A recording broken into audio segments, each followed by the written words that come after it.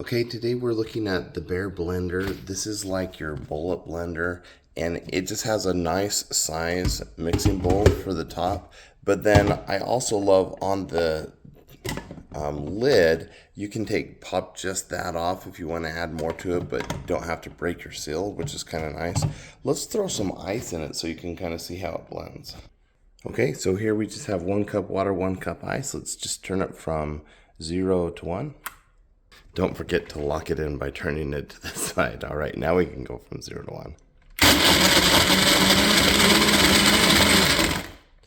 So there we go.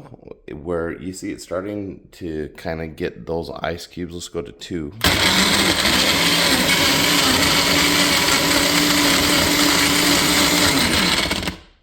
All right, now we've already got a slushy. If I want to go back, I can just pulse.